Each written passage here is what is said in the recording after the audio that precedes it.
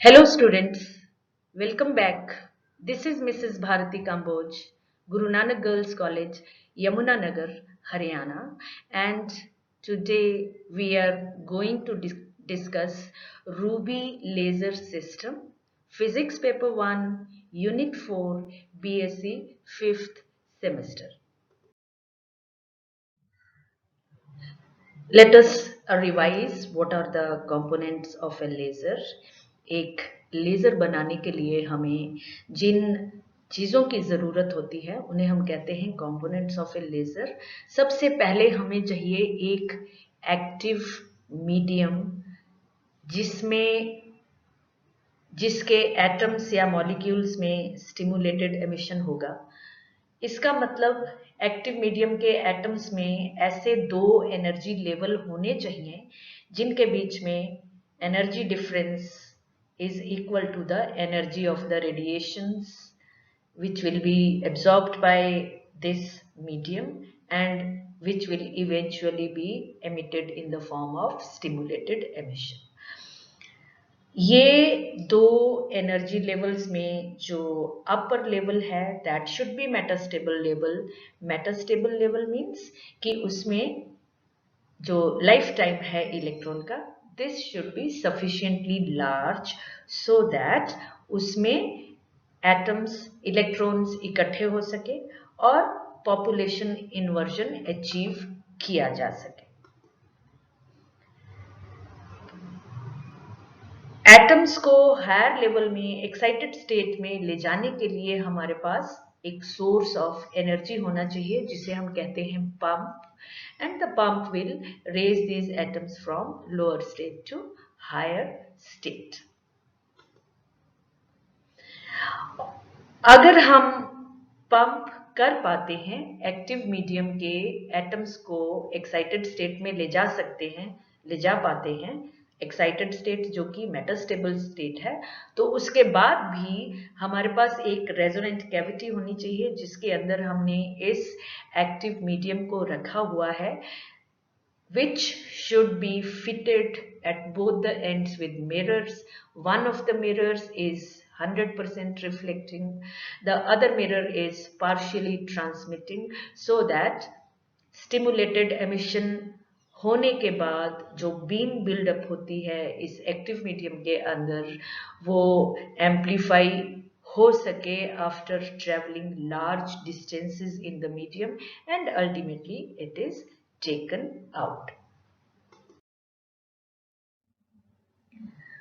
जब हम प्रैक्टिकली एक लेज़र सिस्टम डेवलप करते हैं, बनाते हैं, तो हम पाते हैं कि a two level laser system is not possible. ऐसा एक्टिव मीडियम जिसमें लेजर एक्शन में सिर्फ दो ही एनर्जी लेवल पार्टिसिपेट करते हैं उसमें पॉपुलेशन इन्वर्जन अचीव करना पॉसिबल नहीं होता।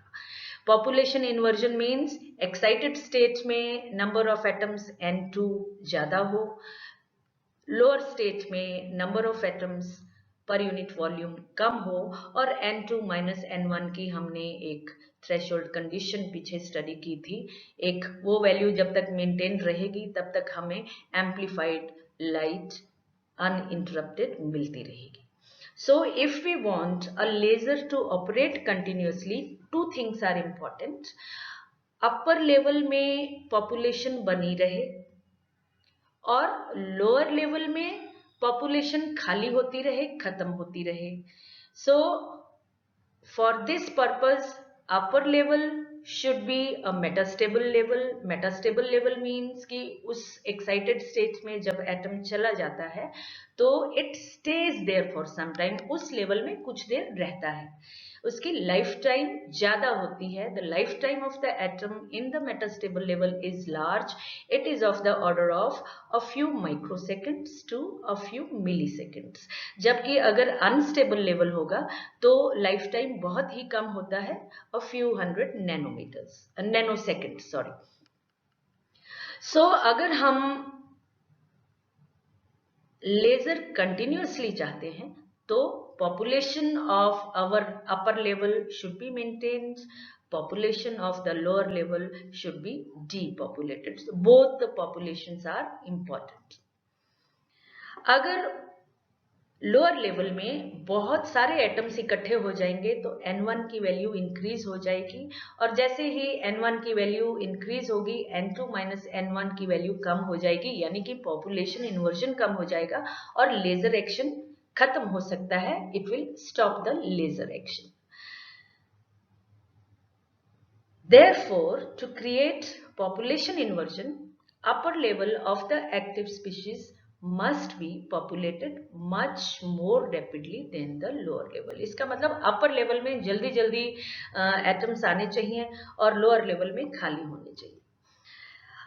अब 2 लेवल लेजर में क्या होता है कि उसी लेवल से एटम्स एक्साइट होके हायर लेवल में जा रही हैं, और स्पॉन्टेनियस और स्टिमुलेटेड एमिशन दोनों ही तरीकों से वही इलेक्ट्रॉन्स जंप करके वापस उसी लोअर लेवल में आ रहे हैं, with the result N2 minus N1 के लिए थ्रेशोल्ड कंडीशन कभी रीच नहीं होने पाती, पॉपुलेशन इन्वर्जन हमें नहीं मिल पाता. Therefore, a 2-level laser system is not possible. Therefore, when we actually develop laser systems, we find active media in which more than 2 energy levels participate in laser action. So we can have a 3-level laser system, we can have a 4-level laser system, and so on. जो ruby laser हम study करने जा रहे हैं आज, that is a 3-लेवल laser system. So let us see 3 level किस तरह लेजर एक्शन में पार्टिसिपेट करें.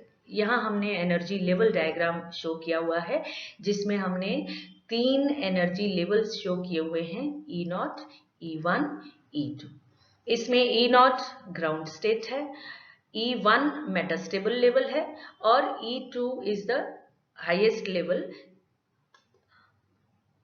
So we can see that there are 3 energy levels. So as a rule क्या होता है कि इलेक्ट्रॉन ग्राउंड स्टेट में है, दैट इज E0 लेवल में है, वो पंप से एनर्जी गेन करता है और सबसे ऊपर वाले level that is E2 level में जंप कर जाता है. नाउ जो E2 लेवल है that is an unstable level, उसमें life time of the electron is very small, of the order of 10⁻⁻⁸ seconds. तो वहां जाते ही इलेक्ट्रॉन जल्दी से अपने से नीचे वाले एनर्जी लेवल में जंप कर जाता है, that is E1 level. E1 level is a metastable level, that means उसमें जो एटम की लाइफ टाइम है वो 10⁻⁸ सेकेंड से ज्यादा होती है, a few microseconds to a few milliseconds. जो इलेक्ट्रॉन E2 से E1 में जंप किया that is a fast decay and it is some non radiative process. Non radiative process means कि रेडिएशन एमिट नहीं होती, फोटोन एमिट नहीं होता, किसी और तरीके से एटम एनर्जी लूज करता है और लोअर एनर्जी स्टेट E1 में आ जाता है. As I said, level 2 is metastable with large lifetime. Lifetime varies from a few milliseconds to a few microseconds. And now the laser action will take place between level 2 and level 1. जो stimulated emission होगा, जो हमें laser light मिलेगी, जो हमें amplified photon मिलेगा, वो मिलेगा due to a jump from level 2 to level 1. आज हम 3 लेवल लेजर का एग्जाम्पल पढ़ते हैं, that is ruby laser. Ruby laser जो है वो सबसे पहला लेजर बनाया गया था and it was developed by Maiman in 1960. It is a solid state 3 level laser system. Solid state means कि इसमें जो हम एक्टिव मीडियम यूज करते हैं that is a solid, that is in the form of a solid. And क्या use करते हैं हम, नाम से हमें पता चल रहा है, it is a Ruby. Now मैं यहाँ पे जानना चाहूंगी what is a Ruby. Ruby is a precious stone, एक मूल्यवान पत्थर है जो ज्वेलरी में गहनों में यूज करते हैं. पिंक कलर का लाल रंग का ये नग होता है जो आमतौर पे ज्वेलरी में यूज होता है. So the active medium is a ruby crystal. Ruby crystal कई शेड्स में एग्जिस्ट करता है. मेनली नेचर में ये दो तरह की डिफरेंट फॉर्म्स में एग्जिस्ट करता है. We have a pink ruby which is a crystal of Al2O3 aluminium oxide and it is doped with 0.05% of chromium 3+ ions. हमें मालूम है क्रोमियम के जो आयंस होते हैं वो सब लाल रंग के होते हैं, different shades of red colour depending upon chromium की कितनी परसेंटेज है किसी क्रिस्टल में. It gives different shades ranging from red to pink. तो pink ruby is a crystal of Al2O3 with 0.05 approximately 0.0405% of chromium ions and this gives it a pink color. और इससे जो हमें लेजर मिलता है उसमें जो हमें लाइट की वेवलेंथ मिलती है that is 6943 एंगस्ट्रॉम, या माइक्रोमीटर में बात करें तो 0.6943 micrometre. This is wavelength of red color. This wavelength lies in the red color of the visible spectrum. Then we can have a red ruby. A red ruby is also a crystal of aluminium oxide Al2O3 but the percentage of chromium ions is much more. It is about 0.5% of chromium ions. क्योंकि इसमें chromium ions बहुत ज़्यादा हैं तो ये pink से और dark colour देता है, लाल रंग पे ले आता है. So this crystal looks red. इस क्रिस्टल से जो हमें लेजर लाइट मिलती है वो भी रेड कलर की होती है but then its wavelength is different, 0.7009 micrometre and 0.7041 micrometre और 7009 angstrom and 7041 angstrom. And of course the active species here is chromium ions. Active species means कि जिस पर्टिकुलर एटम के एनर्जी लेवल से stimulated emission होता है वो chromium ion के energy levels होते हैं. आज जो हम रूबी पढ़ने जा रहे हैं जो कि सबसे पहले लेजर बनाया गया था that was made from a pink ruby. So we shall be studying about energy levels of pink ruby. The energy levels of chromium ions are shown here. The valence level of chromium, it splits into 3 bands, 4f1, 4f2 and 4a2. हम जानते हैं कि solids में energy levels की बजाय energy bands होते हैं. First year में जब हमने सेमीकंडक्टर्स पढ़े थे तो हमने फॉर्मेशन ऑफ एनर्जी बैंड्स पढ़ी थी. तो यहाँ पे रूबी में हमारे पास जो 3 लेवल्स लेजर एक्शन में पार्टिसिपेट करते हैं एक्चुअली वो 3 एनर्जी बैंड्स हैं. The ground state lowest energy band is named as 4a2 और उसके बाद जो 2 एक्साइटेड स्टेट्स हैं वो एक्चुअली एक ही एक्साइटेड स्टेट गिनी जाती है 4f1 एंड 4f2 और उनके बीच में metastable level second energy level that is named as 2e. ये भी ट्विन्स होते हैं, डबल होते हैं, 2 एनर्जी लेवल. सो ये जो नॉमेनक्लेचर है ये हमने नहीं पढ़ा हुआ है इसलिए हमें याद ही करना पड़ेगा कि इन एनर्जी बैंड्स के नाम ऐसे क्यों हैं. Now 4a2 is the ground state from where electrons are excited into the 2 excited states 4f1 and 4f2. जब हम पंपिंग करते हैं यहाँ पे हम ऑप्टिकल पंपिंग करेंगे, लाइट की फॉर्म में पंपिंग करेंगे और उस लाइट में से ब्लू और ग्रीन कलर के फोटोन्स एब्जॉर्ब करके इलेक्ट्रॉन्स जो हैं ग्राउंड स्टेट से दोनों अपर लेवल्स 4f1 और 4f2 में जंप कर जाते हैं. सो इलेक्ट्रॉन्स ने अगर ब्लू यानी कि 4200 एंगस्ट्रॉम का फोटोन एब्जॉर्ब करके 4f1 लेवल में गया है तो 4f1 level is blue band और ग्रीन यानी कि 5500 एंगस्ट्रॉम का फोटोन एब्जॉर्ब किया है तो फिर वो 4f2 लेवल में जाएगा that is green band.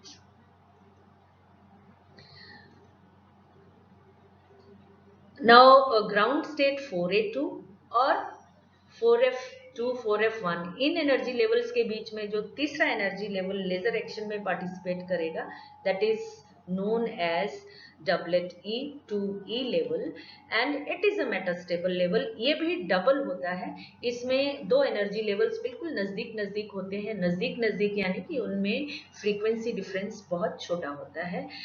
The upper level is known as 2A bar, the lower level is known as E bar and the separation in terms of wave numbers is 29 centimeter inverse and these are metastable. The lifetime of electrons in these levels is quite high of the order of a few milliseconds.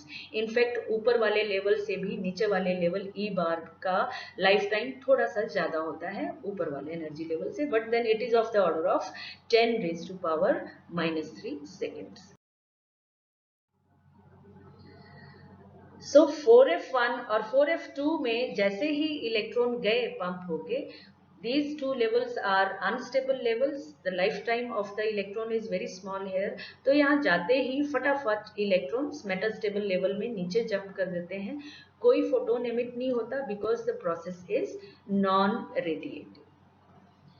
सो ये दोनों energy level 2E levels 2A bar and E bar ये दोनों metastable हैं. इन दोनों में population buildup होती रहती है क्योंकि इनमें लाइफ टाइम ज़्यादा है तो इनमें इलेक्ट्रॉन्स थोड़ी देर रुकते हैं.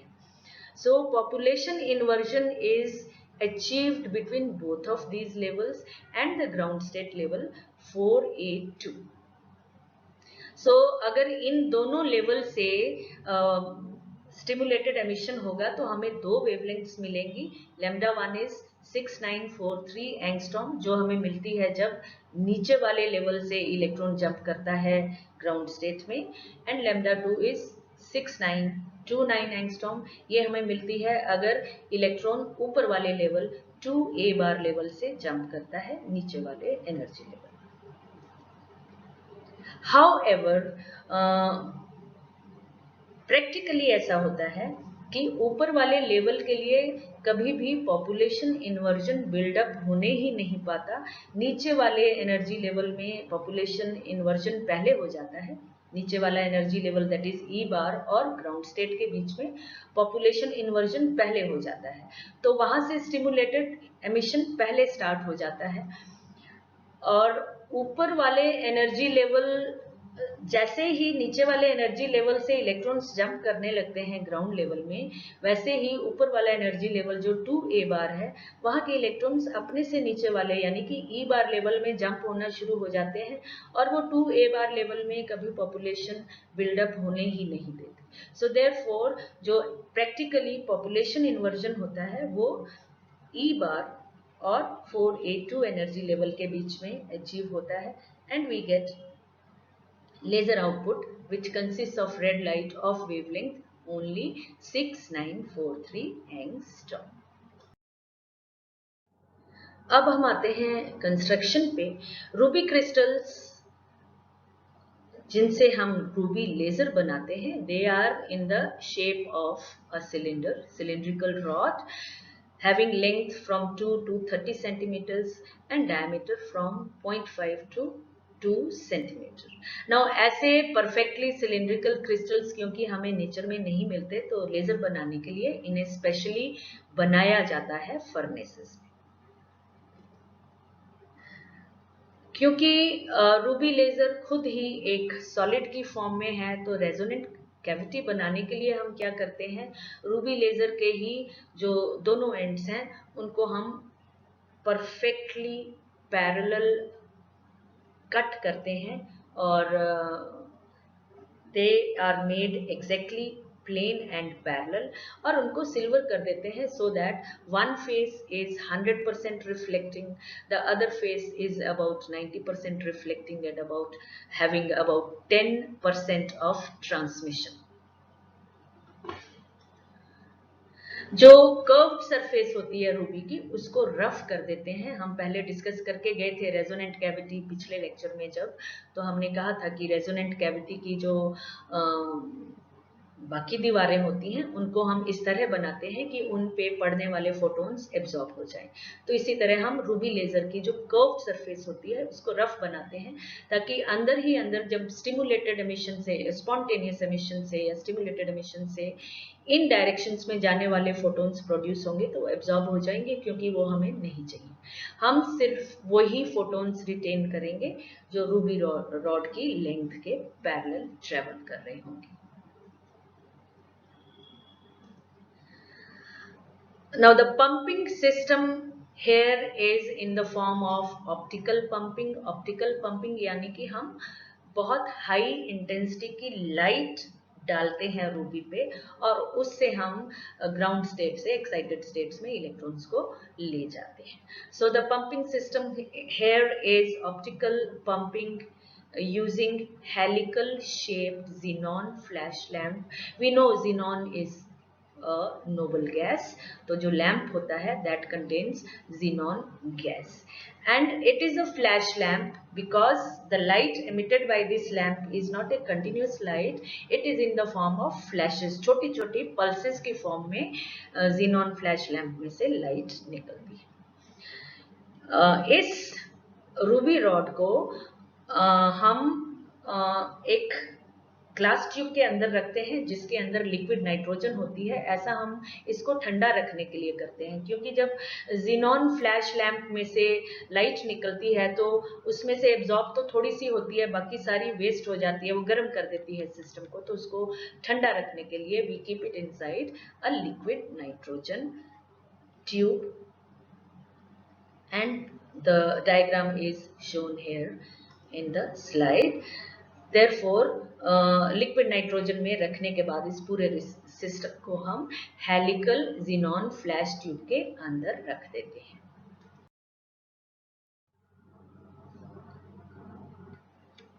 When a high voltage is applied across the xenon flash tube, it emits a bright flash or pulse of light for a few milliseconds. जैसा कि मैंने पहले कहा, xenon flash lamp में से पल्सेस की फॉर्म में लाइट निकलती है, लेकिन बहुत हाई इंटेंसिटी की लाइट निकलती है जब हम इसको हाई वोल्टेज अप्लाई करते हैं, and these pulses are for the duration of a few milliseconds. xenon flash lamp की इस लाइट में से रूबी का क्रिस्टल दो कलर्स एब्जॉर्ब करता है, जैसा कि मैंने पहले डिस्कस किया था, green and blue radiations. These photons are absorbed by the chromium ions to raise them from ground state to upper state. और मैकेनिज्म मैंने पहले बता दिया कि जब upper level is unstable level, life time बहुत कम है, वहां से इलेक्ट्रॉन्स मेटल स्टेबल लेवल में जंप कर जाते हैं। तो जब पॉपुलेशन इन्वर्जन हो जाता है उसके बाद we wait, we don't do anything, अपने आप किसी टाइम स्पॉन्टेनियस एमिशन होगा, स्पॉन्टेनियसली एमिटेड फोटॉन्स निकलेंगे जो कि आगे फिर स्टिमुलेटेड एमिशन करवाएंगे। जो फोटॉन्स रूबी रॉड की लेंथ के पैरेलल ट्रेवल कर रहे होते हैं, इस रॉड के अंदर सिर्फ वही रिटेन होते हैं, बाकी किसी और डायरेक्शन में जाने वाले फोटॉन्स एब्जॉर्ब हो जाते हैं, because the surface of the ruby crystal is made rough। और इससे जो हमें लेजर लाइट मिली, that is of red color having wavelength 6943 angstrom। जैसा कि हम पहले बात करके गए, the pump power given by the xenon flash lamp is optical pumping and it is in the form of flashes or pulses। तो जब हम इनपुट पावर पल्सेस की फॉर्म में दे रहे हैं तो जो आउटपुट हमारे पास आएगी वो भी पल्सेस की फॉर्म में आएगी। The laser output is not only pulsed but it is also spiked. So let us see what is spiking of ruby laser. Now we discussed the energy levels of the ruby and we saw that the lower laser level is also the ground state level.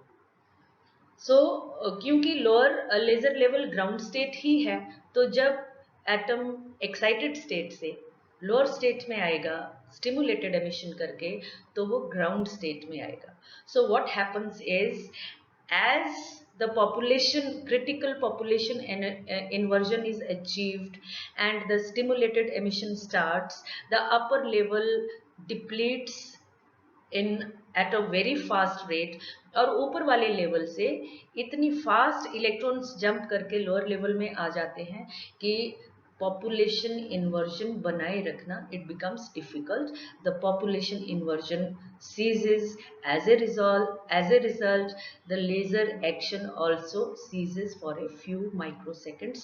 कुछ microseconds के लिए laser action रुक जाता है stimulated emission होने के बाद, because population inversion खत्म हो जाता है.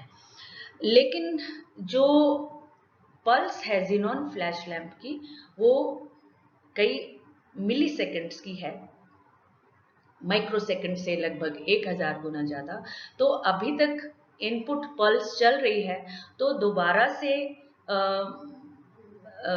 पंप होके एटम फिर से एक्साइटेड स्टेट में जाते हैं, फिर से population inversion, critical inversion achieve होता है, फिर से स्टिमुलेटेड एमिशन होती है, and laser starts again. And then again the population inversion becomes less than the critical inversion and it stops for a few microseconds and so on. So वो क्या है, बार बार population inversion, critical inversion होता है, stimulated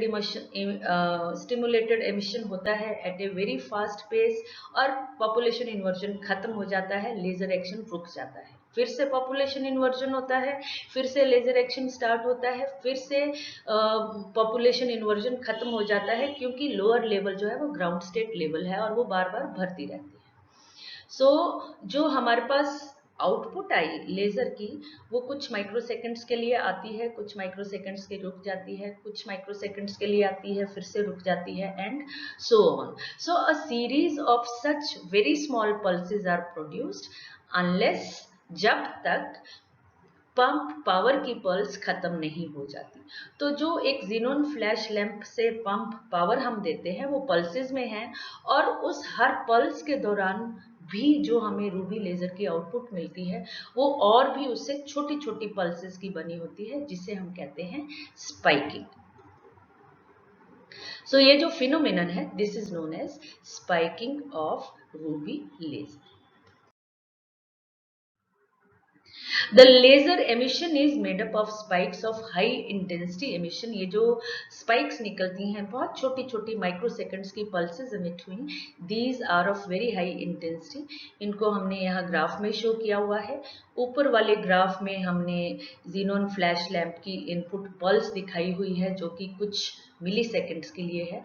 नीचे वाले graph में हमने output show की हुई है, a large number of very small micro pulses known as spiking in one input pulse.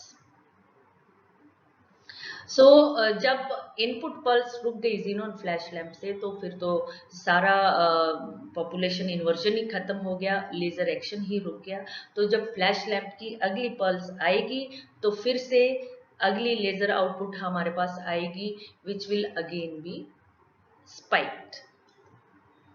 Therefore, the output of ruby laser is in the form of pulses which are spiked. Therefore, ruby laser is a pulsed laser and not a continuous wave laser. I will repeat, ruby laser से जो हमें output मिलती है, laser light मिलती है, वो continuous wave की form में नहीं होती, वो बहुत छोटी छोटी माइक्रोसेकंड्स वाली पल्सेस की फॉर्म में होती है. So it is a pulsed laser. The output power of ruby laser is, it ranges from 10 to 1000 kilowatts, that is a very large power, and this ruby laser is widely used in eco techniques and pulse holography. These are a few frequently asked questions. Thank you very much, students. I hope you understood what we discussed today. We'll meet again. Thank you so much.